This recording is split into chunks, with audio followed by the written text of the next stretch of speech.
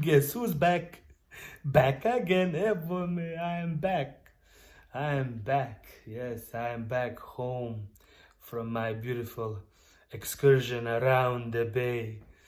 I was in the hospital for like a month and a half. I had a heart surgery. They cut me up and they cut my hands, cut my arms, cut my chest, moved everything around. Still the same heart, same mind. I had a brain stroke several years ago. My brain said I really can't stand this anymore. Now my heart is saying the same thing. What's next? My penis? Hopefully not.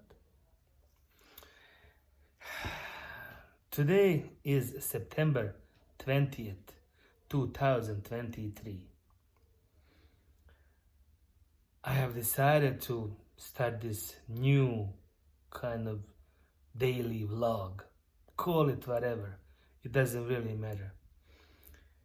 And today's episode is going to be about LGBTQ school policy protest.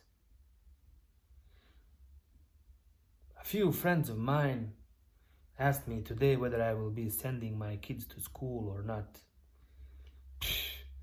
I was like, you know what? Let the kids decide whatever they want to do. If they want to go, sure. If they don't want to go, sure.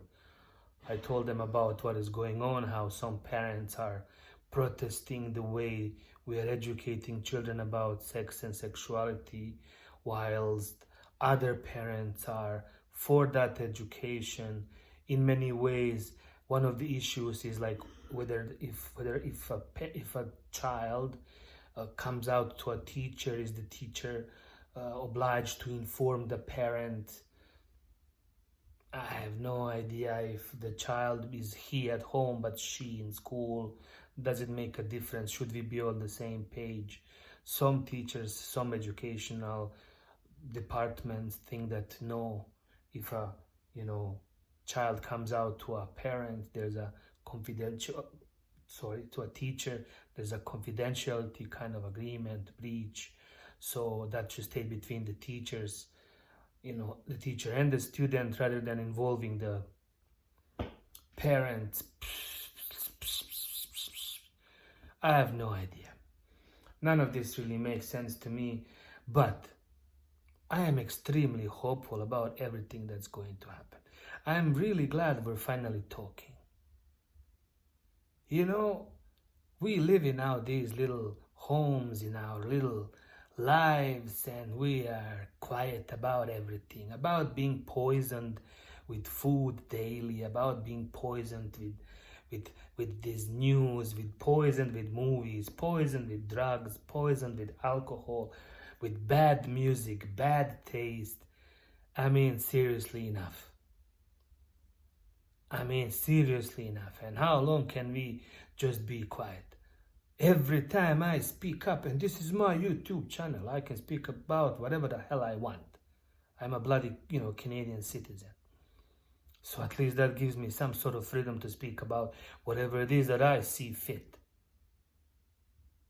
As somebody who has been in education for 20 years, with a couple of children of my own, somebody who's traveled the whole world, done so many different things, I have something to say. Of course. So I'm saying it in this new podcast. My daily vlogs or my diary or something like that. Because it really doesn't make sense to kind of really do any chronological order or do anything kind of meaningful, because nothing has meaning. We grew up only 50 years ago, or 30 years ago when I was in school, like thinking that boy is a boy, girl is a girl, you're gonna grow up, get married, have children, have a job. But man, nobody told us that there would be a war. Nobody told us that aliens would be, there, that Illuminati would be there, that, all these rules of behavior, all these moral obligations, the commandments, don't kill, don't lie, don't steal, only apply to us poor people. You know, the more I am living around, the more I see that there's absolutely zero equality around the world. What goes for rich does not go for poor. And that's the only pretty much, you know, level of morality in this society. And we are forced to fight for our country, for our ideology, our sexuality, everything. I have to fight to be a man. I have to fight to be a Canadian. I have to fight for my home, for my children, for my job, for my car. What and why? None of this really matters at all. None of these things that I, want to change will ever be changed. The reality that we live in, and I spoke about this in Newfound Reality podcast or in some other podcast on this, channel, is that the way we see things is only about 2,000 years old.